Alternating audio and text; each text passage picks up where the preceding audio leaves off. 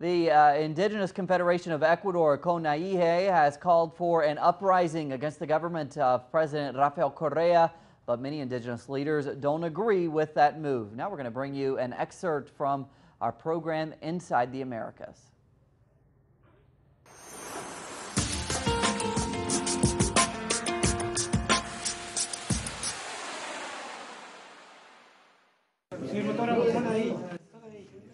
On July 18th, Ecuador's Confederation of Indigenous Nationalities, or CONAIE, held its annual assembly in which the indigenous organization voted to convoke what it calls an uprising against the government of Rafael Correa. The indigenous movement has called for this uprising. This assembly has said no to dialogue. The decision to call for an uprising comes as conservative political forces have taken to the streets in recent weeks in protest over a number of redistributive tax initiatives, such as an inheritance tax and a capital gains tax. Some of those protests have turned violent as members of Ecuador's conservative opposition have openly called for the ouster of the democratically elected President Rafael Correa. At first glance, it seems counterintuitive that the CONAIE indigenous organization would participate in actions alongside Ecuador's conservative and elitist opposition. This is especially the case given the CONAIE's radical leftist history and its role in overthrowing Ecuador's corrupt and oligarchic regimes in the early 1990s.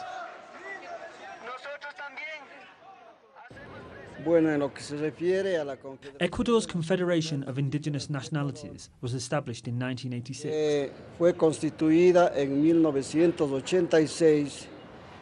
has been part of a historic process in which it represented Ecuador's indigenous resistance, as well as its policy proposals through its political arm, the Pachakutik movement.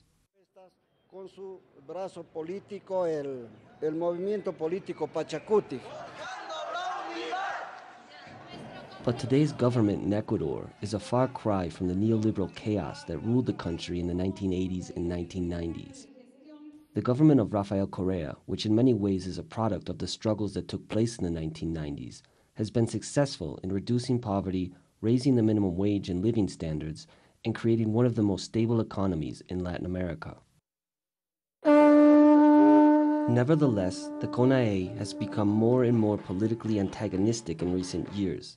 The indigenous organization cites a number of constitutional amendments proposed by the Correa government, as well as certain environmental policies, especially in relation to mining and oil extraction, as grounds for its opposition. The CONAIE leadership refuses to dialogue with the current government and instead creates alliances with right-wing sectors of the Ecuadorian opposition.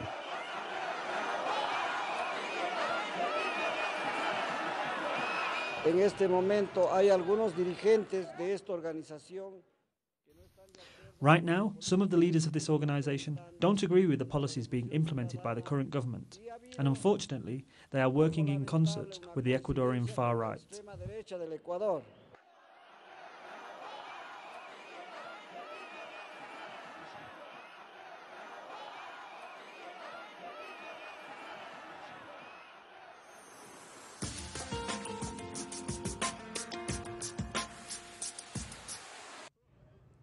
And be sure to see the whole episode of Inside the Americas. It will stream this Thursday night at 11 p.m. Eastern Standard Time.